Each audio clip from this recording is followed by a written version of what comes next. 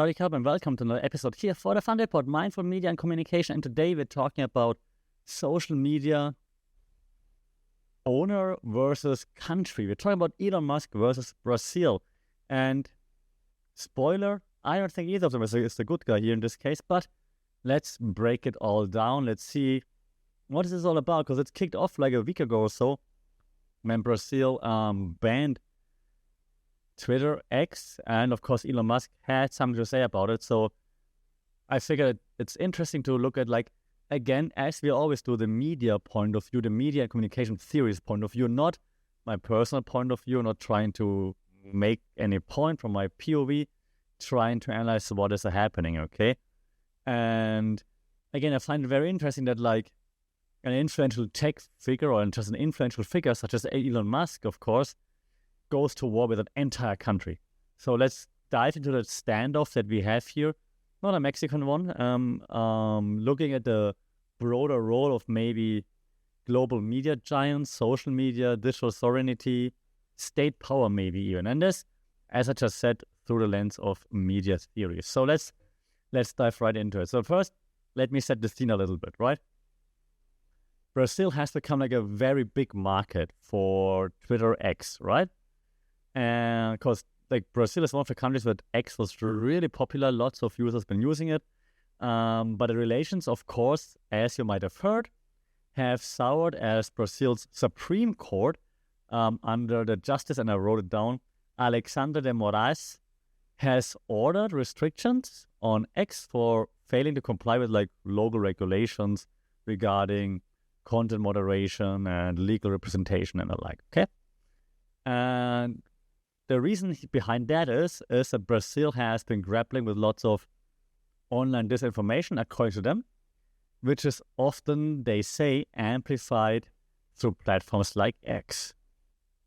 Now, that statement per se might not be surprising. I think we see this in every country that disinformation is happening. X as a very open space for discourse, if you want to say it in a positive way, of course, lends itself to amplifying any kind of message, be that real news, fake news, and the like. Elon Musk, of course, was quite defiant when it came to that. He refused to fully cooperate with the Brazil government in this case, and even apparently threatened to seize Brazilian assets in retaliation, which is rather interesting. Then this escalated into like the standoff that we have, and raised questions about, once again, free speech, right? What is free speech? Like, what about corporate governance? How much should a country intervene?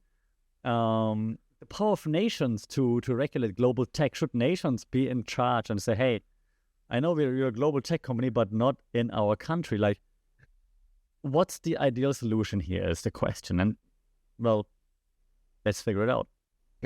So the first theory I want to throw at you in this case is one that might even give us a few little answers, probably though raises more questions, to be honest. We call this in media studies the media imperialism theory. You might be familiar with imperialism per se, right? Like back in the day, colonization and so on, countries went into other countries, waged war, and then imperialized them, right? Okay, fine. Not a fan, obviously. Then we have cultural imperialism, where then different cultures from specific countries would be adopted by other countries, and hence that culture would become part of that new country. Like, for example, I live in Thailand. We are, of course, exposed to lots of Hollywood movies, for example, lots of American, US pop music and the like. So this then is cultural imperialism. Also, fast food, Starbucks, McDonald's, it's all here too, right? And so we're getting used to it. It's become part of our daily life. So this is also a form of cultural imperialism. Now, media imperialism. Let's break it down a little bit, okay? So this theory suggests that global media giants, and X clearly still one of them, and they're oftentimes, obviously headquartered in the West, they impose their values and control over local media landscapes, especially in developing countries. In this case, it would be Elon Musk, the new media imperialist, if you will, and he might want to use his platform to, allegedly, yeah, so I'm just trying to make the point, to override national interests, even in a country as large as and as influential as Brazil. Because Brazil, if you look at it, very, very, very, very big country. So now there are 2 points of view to that, right? Or like 1 point, several points of view, but one example that I'm making, so stick with me. So Brazil and its efforts to block X could be seen as like an attempt to reclaim the sovereignty, right? Over the Brazilian digital space. Like, hey, Elon Musk, you're setting like all your frameworks here, you operate the way you want, but I mean, it's our country, we're in charge, so let's take back sovereignty, yeah? So they're trying to resist the imposition of, in this case, this foreign controlled platform. That would be the 1 point of view. We will have more points of view as we move on, so stick with me. Another example could be like Facebook's dominance, for example, in countries where there's like less strict regulations. Because this is like, it's like a classic example in all literature as a go-to example for media imperialism. It's always like Facebook here in Thailand or in neighboring countries like in Myanmar, big deal, for example. So X under Elon Musk now might repeat similar patterns in Brazil, but in this case with a way more direct conflict. Right? So that's media imperialism. The second theory I would like to discuss with you for just a second is one that we discussed many a times. It's the agenda setting theory. And that we already discussed it. This is quite a useful framework in the podcast, as it deals with how media platforms influence public perception by focusing attention on specific issues. So this theory suggests that media platforms do not tell us what to think exactly. They don't say, hey, follow this, this is the only way. No, but they tell us what to think about by focusing on certain issues, repeating those issues, repeating those talking points. And that's what gets you to think about it in a similar way. So that's agenda setting theory. And Musk's version of X is all about free speech, like free speech absolutism even, okay? And that's this repeated talking point that he has over and over again ever since he bought Twitter, rebranded to X, and so on. It's like all about free speech, free speech, free speech. And that contrasts with Brazil's need to regulate online discourse to prevent the spread of disinformation. Now, I understand that the way I say it is like it's how the government would say it, but that's I just repeat the words that the government is using. Okay, I'm not saying I agree with censorship. I'm not. I'm saying this is how the government phrases it, just to highlight those talking points that we have on Elon Musk's side. Elon Musk's agenda being free speech over everything, and Brazil saying, yeah, we have to fight disinformation, right? If you wanna be harsh about it or cynical, you would say the free speech thing is like you're okay with disinformation, you're okay with fake news, you're okay with hate speech, and fight disinformation could be equal to censorship, for example, right? So there are different angles to look at it, obviously. In this scenario right now, Brazil, right, by trying to ban X, is trying to control the narrative by regulating online platforms, right?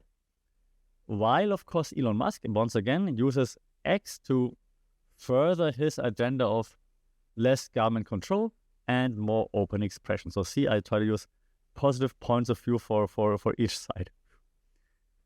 And we can look at both parties, right? We can look at how both parties, Brazilian government, X, are setting agendas for the public debate, right? They both try to make their talking point as clear as possible to get the support of the public.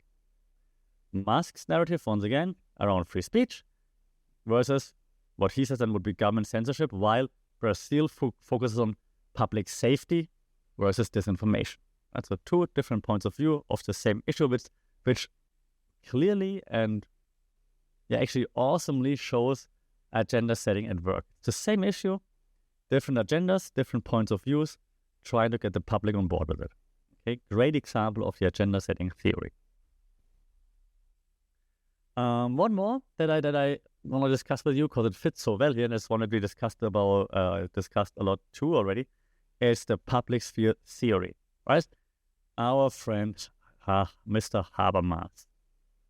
And we talked about it many times, so I just go right into like how it fits in here, right? So the public sphere offers insights into like this conflict in particular, because according to the theory, it suggests how and where citizens come together to discuss and influence political action. So Elon Musk has turned X into a global public sphere. Twitter was a public sphere too, but now even more so, based on you can say whatever you want, right? But the thing is, of course, it's a public sphere, but it's a sphere that Elon Musk has control over. So it's kind of like a concentration of power.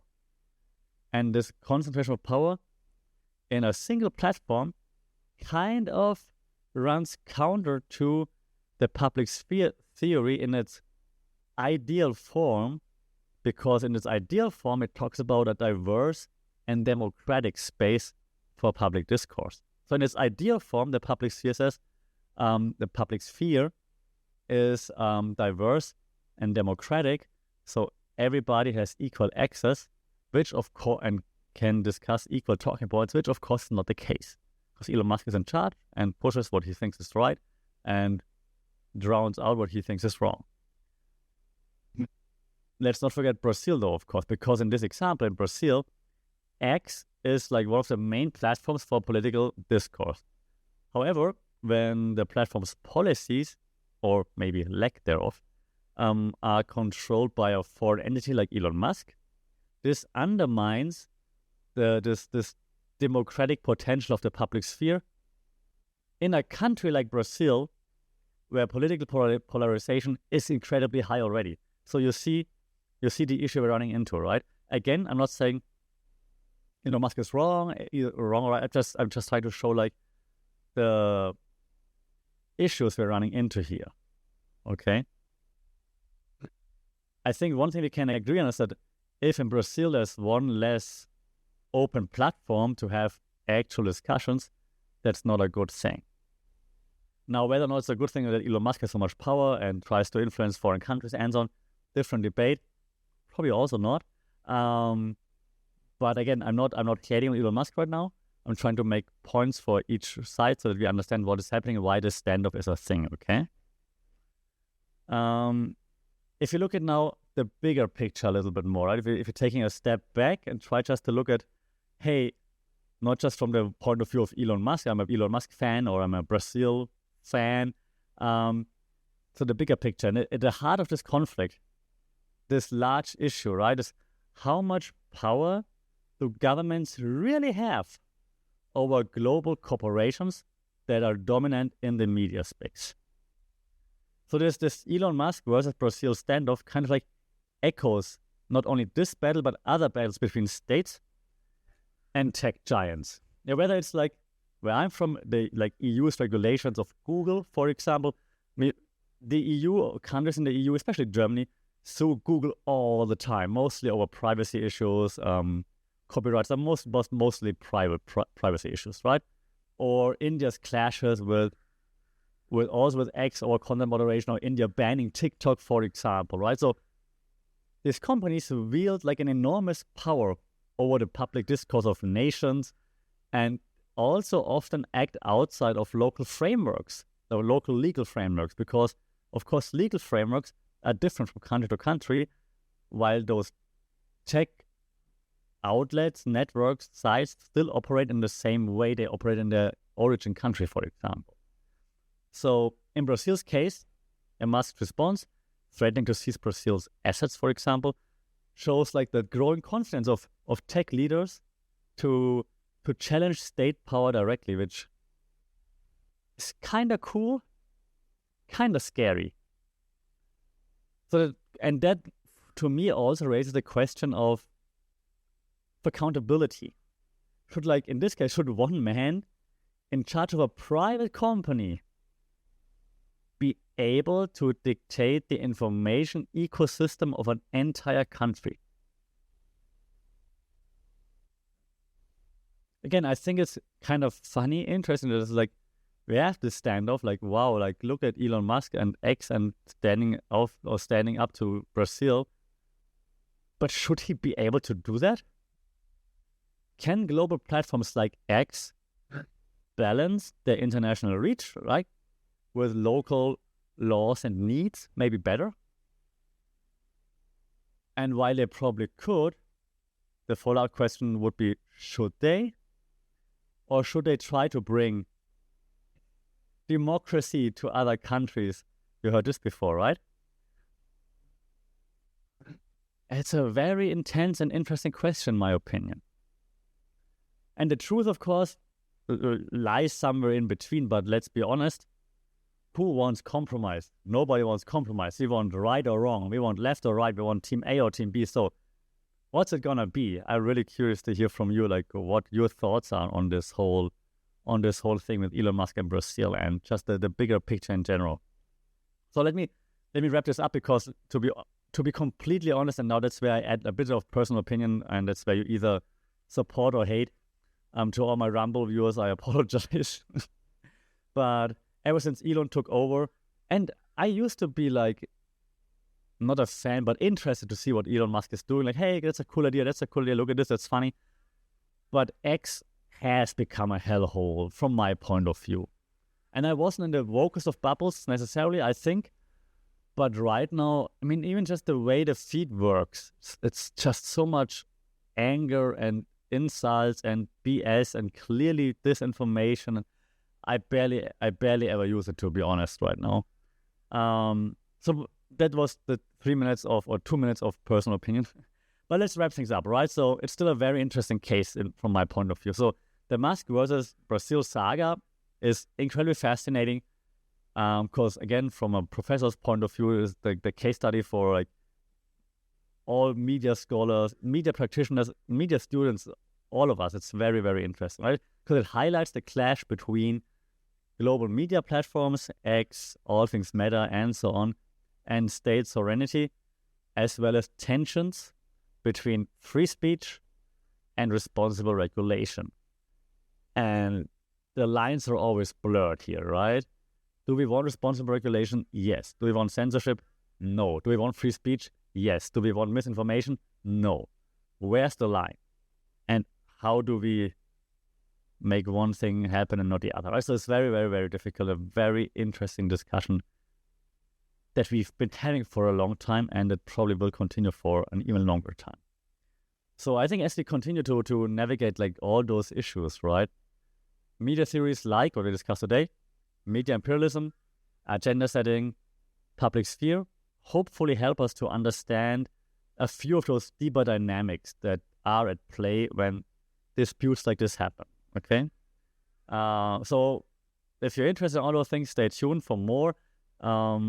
I try to scale it down a little bit, a little less serious theories this time than last time, simply by trying not to overload everybody. Yeah, but it's really hard because I'm, as you can see, really into all those things. I mean, media theories are everywhere, and I just want everybody to know it so that everybody can, like, critically think and be aware of what's happening in the media and why things are happening, and not be fooled by it. Because if you know what's happening and why it's happening, then you can make informed decision as to will you believe it, will you follow what you see, or will you not? And that's the main thing that we would like. We would like, by we I mean like media scholars, usually we would like you to be aware of what's happening, to be able to critically think, to look behind the facade, to know why things are being portrayed the way they are. And then you make your own informed decision, and then it's totally cool whether or not you agree with us or not. Like, you make your own decision. That's what we want. Be your own person, be your own decision maker, so to speak, based on the information that you're getting and that you thought about. Then it's all okay. Anyways, before I jump into like lecture mode, I'll cap it off here. So thanks again for being with me this time. I do want to know, are you Team Elon? Are you Team Brazil? Are you somewhere in the middle? Do you think both of them are annoying? Which, of course, would also be a fair sentiment, because let's be honest, Brazil is also not, it's not the country that should be talking all about democracy, because they also got lots to learn, but it's not a political podcast, so I'm not going down that road too much. But if you look at the history of like how presidents came into power and whatnot, and like how the parties roll right now, it's quite of a mess. So they're certainly not the ones that should be talking too much about like sitting on a high horse and being like all for democracy and so on. But of course, Elon Musk might also not be the right person to just tell everybody what to do. So let me know what you think. Elon, Brazil, some in the middle, both should just shut up and we all go to use Threads instead because it's really nice and quiet there. Let me know. Shout out in the comments at FunnyPod on social media, funnypod@gmail.com. Like, share, subscribe, follow, leave a review because that helps the most. And until then, stay safe, take care, and we talk soon.